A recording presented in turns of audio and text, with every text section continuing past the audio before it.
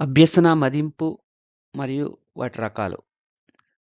ఈ మూడిటి మీద కూడా ఎప్పుడూ క్వెషన్ వచ్చే అవకాశం ఖచ్చితంగా ఉంటుంది. ప్రతి ఎగ్జామ్‌లో కూడా ఇది కనిపిస్తుంది. కాబట్టి ఈ మూడిటి మధ్య ఉన్నటువంటి కన్‌ఫ్యూజన్ గాని తొలగించుకుంటే ఖచ్చితంగా ఒక మార్క్ వచ్చే అవకాశం ఉంటది.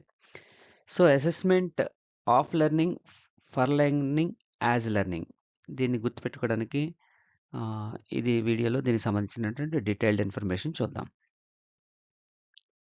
దీన్ని సింపుల్‌గా చెప్పాలంటే అసెస్‌మెంట్ ఆఫ్ లెర్నింగ్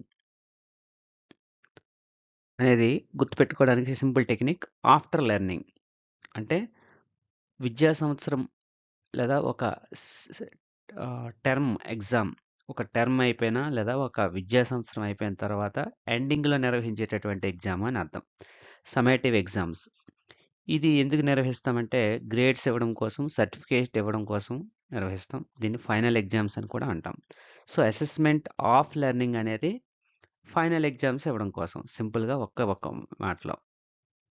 ఇప్పుడు దీని డీటెయిల్డ్ ఇన్ఫర్మేషన్ చూసుకున్నట్టయితే assessment of learning is conducted after the teaching learning process to the determine how much students have learned. How much students have learned. ఎంతవరకు పిల్లలు నేర్చుకున్నారనేది తెలుసుకోవడం కోసం దీన్ని ఉపయోగిస్తాం. ఇది గ్రేడింగ్ కోసము, ప్రమోషన్ ఇవ్వడం కోసము, రిపోర్టింగ్ అచీవ్‌మెంట్ రిపోర్ట్ పై అధికారులకు తెలియజేయడం కోసం, సర్టిఫికేట్ ఇవ్వడం కోసం నిర్వహిస్తారు. దీని పర్పస్ ఏంటంటే measure learning outcomes. Main outcomes ఎంతవరకు వచ్చాయని కొలవడం.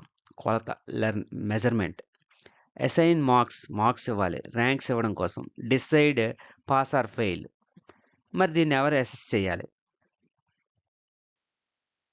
దీన్ని టీచర్ చేస్తారో, లేదా ఒక స్కూల్ ఆర్గనైజేషన్ చేయొచ్చు. లేదా ఒక ఎగ్జామినేషన్ బోర్డ్ దీన్ని నిర్వహించవచ్చు. అంటే స్టేట్ లెవెల్‌లో గాని, లేదా డిస్ట్రిక్ట్ లెవెల్‌లో గాని ఇలాగా. ఒక ఎగ్జామినేషన్ బోర్డ్ వాళ్ళు నిర్వహించొచ్చు. లేదా ఒక స్కూల్ ఆర్గనైజేషన్ అంతా కలిసి నిర్వహించొచ్చు. టీచర్ కూడా నిర్వహించొచ్చు. దీన్ని అసెస్ చేసేవారు వాళ్ళు. ఇది ఎప్పుడు నిర్వహించాలి అంటే at the end of the instruction.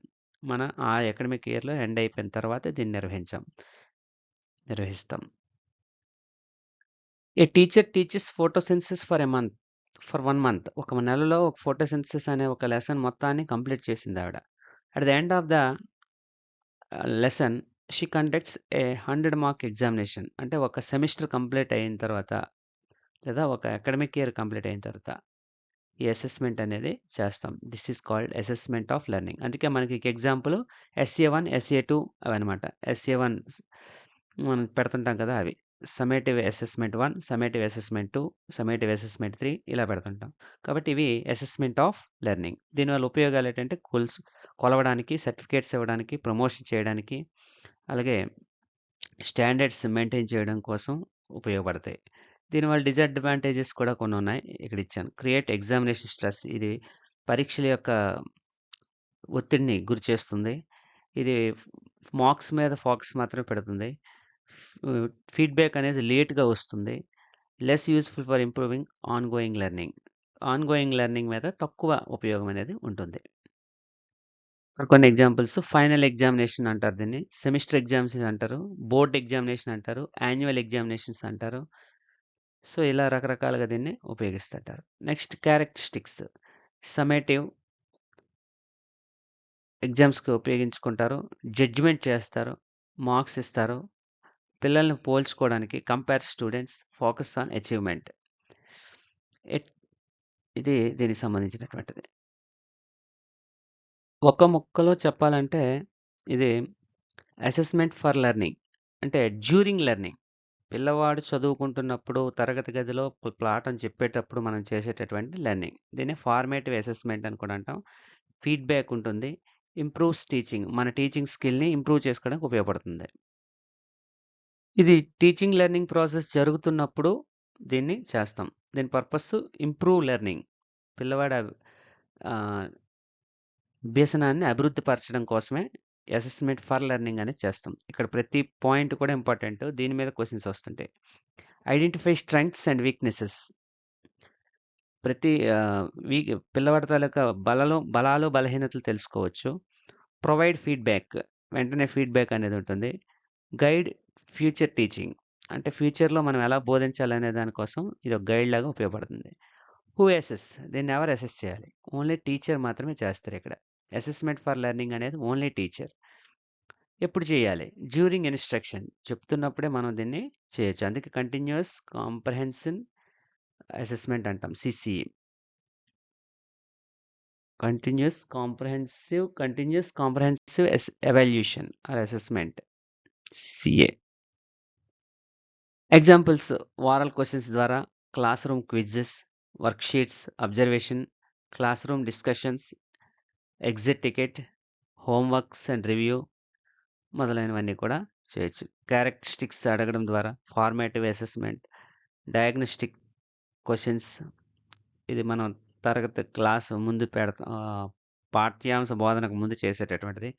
Continuous, మనం పాఠం చెప్తున్నప్పుడు చేసేది. దీనికి feedback oriented and improves teaching. మన టీచింగ్ని అభివృద్ధి చేసుకోవడానికి కూడా ఇవి ఉపయోగపడతాయి. వైల్ టీచింగ్ ఫ్రాక్షన్స్ అనే పాఠాన్ని బోధిస్తున్నప్పుడు the teacher asks students questions. Many students answer incorrectly. The teacher reteaches the concept using different examples. This assessment is called assessment for learning. అంటే మనం ఒక పాఠ్యాంశం బోధిస్తున్నప్పుడు కొన్ని క్వశ్చన్స్ అడుగుతాం. కొంతమంది తప్పు చెప్తారు. ఆ తప్పు చెప్పినవి మళ్ళీ ఎర్రర్ అనాలిసిస్ చేసి దాన్ని మరలా రెమెడియల్ టీచింగ్ చేయడమే అసెస్మెంట్ ఫర్ లెర్నింగ్. ఇది నేర్చుకోవడం కొరకు అసెస్మెంట్ అనేది చెప్తాం.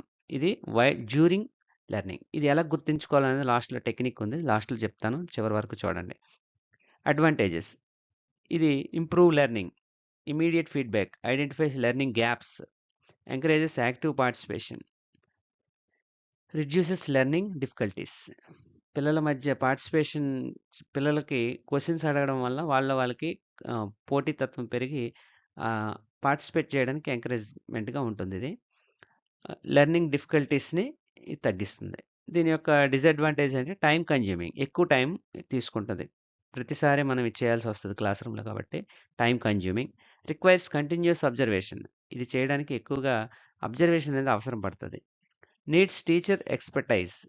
టీచర్కి కూడా దీంట్లో ఎక్కువ అనుభవం ఉన్న టీచర్లకైతే అవసరం పడతారు. దీనికి టీచర్ ఎక్స్పర్టైజ్ అనేది ఎక్కువ అవసరం. ఇది disadvantages. Next, assessment as learning. Student self assessment. ఇది ఎలా? Reflections, metacognition, self regulation. పిల్లలు వాళ్ళ మట్టుకు వాళ్ళే సెల్ఫ్ అసెస్మెంట్ చేసుకునేటటువంటిది అనమాట. ఇక్కడ రిఫ్లెక్షన్ అంటే ఏంటంటే పిల్లవాడు ఏం నేర్చుకున్నాడు, what did I find difficult అనేది తెలుసుకోగలుగుతాడు. That it's called reflexive. How did I solve that problem, నేను ఎలా దాన్ని సాల్వ్ చేసుకోవాలి అని ఆలోచిస్తాడు. ఇది రిఫ్లెక్షన్. ఇంకా మెటాకాగ్నిషన్ అంటే thinking awareness of once own mental process. అంటే చెప్పాలంటే దీన్ని ఇంట్రోస్పెక్షన్ అనమాట. తనకు తానుగా చూసుకోవడం metacognition. Thinking about thinking. It is the awareness of once own mental process. For example, a student might realize they learn better by drawing diagrams than by reading text and then choose to use that strategy. So వాడికే తెలుస్తుంది drawing చేయడం కంటే reading కంటే drawing చేయగలడు అనేటటువంటి ఒక skill వాళ్ళలో ఉందని. అట్లాగా తనకు తానుగా ఆ మెంటల్ ప్రాసెస్ని సొంతంగా తెలుసుకోగలగడం metacognition. Self regulation. This is the action phase. Once a student reflects and uses metacognition, they adjust their behaviour to reach their goals. That is self regulation. So అలాగా చేయడం, ఇవన్నీ కూడా అసెస్మెంట్ యాజ్ లెర్నింగ్ అని చెప్పవచ్చు. Assessment as learning definition. Assessment as learning emphasize students monitoring and evaluating their own learning. వాళ్ళ లెర్నింగ్ని వాళ్ళే evaluate చేసుకుంటారు, వాళ్ళే మానిటరింగ్ చేసుకుంటారు. Students become active participates in assessing their progress. వాళ్ళ ప్రోగ్రెస్ని వాళ్ళు అసెస్ చేసుకోవడంలో వాళ్ళు యాక్టివ్గా ఉండగలుగుతారు. దీని పర్పస్ ఏంటంటే develop self learning, encourage reflection. Self లెర్నింగ్ని డెవలప్ చేస్తుంది. రిఫ్లెక్షన్, ప్రతిస్పందించడాన్ని ఎంకరేజ్ చేస్తుంది. Responsibility, promote responsibility. బాధ్యతను వహించడానికి వాళ్ళని తయారు చేస్తుంది. Improve metacognitive skills. వాళ్ళకు వాళ్ళే తరచు చూసుకునేటటువంటి స్కిల్స్ అనేవి ఇందులో డెవలప్ అవుతాయి. Mainly the student self assessment sometimes with peer assignment. ఇది ఎక్కువగా చెప్పాలంటే గ్రూప్స్‌లో మనం పిల్లలకి గ్రూప్స్ వేసి యాక్టివిటీస్ ఇచ్చేటప్పుడు జరిగేటటువంటి అసెస్మెంటే దీన్ని అసెస్మెంట్ యాజ్ లెర్నింగ్ అని చెప్పవచ్చు. ఇది మనం అప్లికేషన్ క్వెషన్స్‌లో ఆహ్, పిల్లవాడికి ఉపాధ్యాయుడు గ్రూప్స్ వేశారు. గ్రూప్స్ వేసి పిల్లలు నేర్చుకుంటున్నారు. ఇది ఏ రకమైన అసెస్మెంట్ అని క్వెషన్ అడగొచ్చు. అప్పుడు యాజా, ఆఫా, ఫర్రా అనేది మనం గుర్తుపెట్టుకోవాలి. అందుకోసం దీనికి కొన్ని టెక్నిక్స్ ఉన్నాయి. ఇప్పుడు చెప్తా దాన్ని. ఇది ఎప్పుడు నిర్వహించాలి? Throughout the learning process. ఇది అభ్యసన ప్రక్రియ జరుగుతున్నంత సేపు నిర్వహిస్తాం. నిర్వహించడం అంటే జరుగుతూ ఉంటుందంతే. Example self assessment checklists, learning diaries, reflection journals, portfolios, peer assessment, goal settings, rubrics used by students, characteristics, student centred, self regulated, reflective, metacognitive, independent learning ఇవన్నీ కూడా దీని ఎగ్జాంపుల్స్ కింద చెప్పొచ్చు.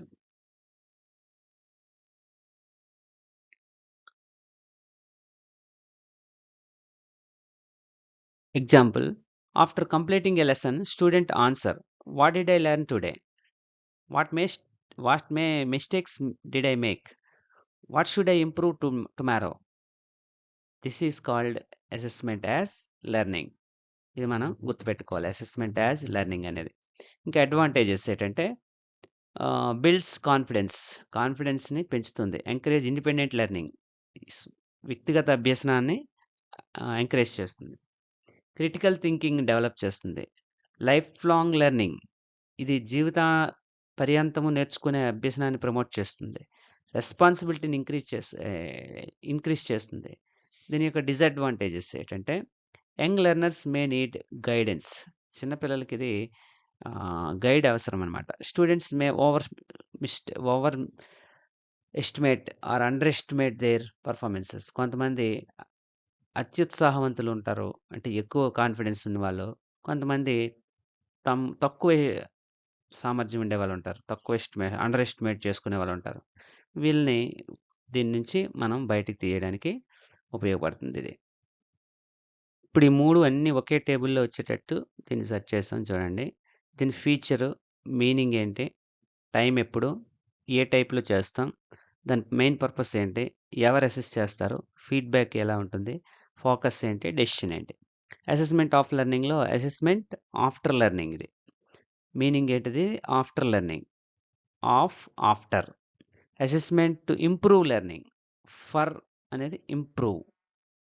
Improve. As learning. Assessment through self learning. As learning, self learning. ఇది code. As, self, for, improve, after. So timing type. End of the learning ఇది. During learning, throughout the learning. Throughout the learning, during learning తేడా ఉంటుంది. End of the learning ఇది. ఇది summative. ఇది ఇక్కడ మనం అది కూడా రాసి ఉంటాం కదా! సమ్మేటివ్ ఎగ్జామ్స్‌లో కిందనే ఉంది. ఇది సమ్మేటివ్ ఎగ్జామ్. ఇది ఫార్మేటివ్ ఎగ్జామ్. ఇది సెల్ఫ్ రిఫ్లెక్సివ్ ఎగ్జామ్. రిఫ్లెక్సివ్ అంటే ఇది గ్రూప్స్‌లో. ఇది యూనిట్ టెస్ట్స్ డ్యూరింగ్ లెర్నింగ్. ఇది summative learning. End of the learning. So, ఇలా గుర్తుపెట్టుకోవచ్చు. నెక్స్ట్ ఇది సర్టిఫికేట్లు ఇవ్వడానికి, గ్రేడింగ్ చేయడానికి. ఇది అభ్యసనాన్ని పెంచడం కోసం. ఇది డెవలప్ సెల్ఫ్ లెర్నింగ్. ఎవడికి వాడుగా నేర్చుకునేటట్టు అభివృద్ధి చెందించడానికి. ఎవరు అసెస్ చేస్తారు? ఇక్కడ టీచర్ గాని, ఒక బోర్డ్ గాని, ఒక స్కూల్ యాజమాన్యం గాని ఇలా నిర్వహిస్తారు ఇవి. ఇక్కడ ఫర్ లెర్నింగ్ అనేది ఓన్లీ టీచరే చేయాలి. యాజ్ లెర్నింగ్ అనేది స్టూడెంట్ చేస్తాడు. ఇదొకటి important. For learning only for టీచరే చేస్తాడు ఇది. ఇది స్టూడెంట్స్ చేస్తారు. అంటే వాళ్ళకి వాళ్ళే చేసుకోవచ్చు. గ్రూప్స్‌లో చేసుకోవచ్చు. గ్రూప్స్ గాని, వ్యక్తిగతంగా గాని మనం ఇచ్చేటప్పుడు వాళ్ళకి వాళ్ళు స్వయంగా చేసుకునేటటువంటిది. Next feedback. ఇది లిమిటెడ్. ఒక తక్కువ ఉంటుంది దీని తాలూకా పరిధి. ఇది కంటిన్యూయస్ నిరంతరం జరుగుతుంది. ఇది సెల్ఫ్ రిఫ్లెక్షన్ ఎవరికి వారికే జరుగుతుంది. నెక్స్ట్ ఫోకస్ అంటే ఎవరికి వాళ్ళే ఫీడ్‌బ్యాక్ ఇచ్చుకోవాలి. ఇది కంటిన్యూయస్ ఫీడ్‌బ్యాక్ మనం టీచర్ ఇస్తారు. ఇది లిమిటెడ్. మన సర్టిఫికేట్ ఇవ్వడం ద్వారాను లేదా ఒక సంస్థ చెప్పడం ద్వారా. కాబట్టి ఇది లిమిటెడ్. ఫోకస్, అచీవ్‌మెంట్ ఇక్కడ అచీవ్‌మెంట్ కోసం ఆఫ్ లెర్నింగ్ చేస్తాం. ఇంప్రూవ్‌మెంట్ కోసం ఫర్ లెర్నింగ్ చేస్తాం. సెల్ఫ్ మానిటరింగ్ అండ్ ఇంప్రూవ్ కోసం యాజ్ లెర్నింగ్ అనేది జరుగుతుంది. ఇంకా ఫైనల్ డెసిషన్ ఇక్కడ పాస్ ఆర్ ఫెయిల్ అనేది తెలుస్తుంది. ఇక్కడ మోడిఫై టీచింగ్ టీచర్కి బాగా ఉపయోగపడేది ఏదంటే అసెస్మెంట్ ఫర్ లెర్నింగ్, ఇది గుర్తుపెట్టుకోవాలి ఇంపార్టెంట్. ఇంప్రూవ్ లెర్నింగ్ స్ట్రాటజీస్ని ఇంప్రూవ్ చేయడం కోసం అసెస్మెంట్ యాజ్ లెర్నింగ్ అనేది చేస్తాం. ఇక్కడ చూడండి, ఇది గుర్తుపెట్టుకోవడానికి easiest code of outcome for feedback as self learning. Assessment of learning అనేది అవుట్కమ్, రిజల్ట్ వచ్చేది అంటే సమ్మేటివ్. ఫర్ ఫీడ్బ్యాక్ టీచరు పరీక్ష అయిపోయిన వెంటనే ఫీడ్బ్యాక్ ఇచ్చి తన సొంత బోధనా విధానాన్ని చెక్ చేసుకోవడం కోసం యాజ్ సెల్ఫ్ లెర్నింగ్. ఇది సర్టిఫికేషన్ కోసం. ఆఫ్ లెర్నింగ్ అనేది సర్టిఫికేట్లు ఇవ్వడానికి కోసం. For learning improve for learning. As learning independent learning. ఇలా గుర్తుపెట్టుకోవచ్చు అడ్వాంటేజెస్. ఏ ఒక్కటి గుర్తున్నా మిగతా అన్నీ గుర్తొచ్చేస్తాయి. సో ఒకదాన్ని మనం కరెక్ట్గా నేర్చుకుంటే మిగతావన్నీ వస్తాయి.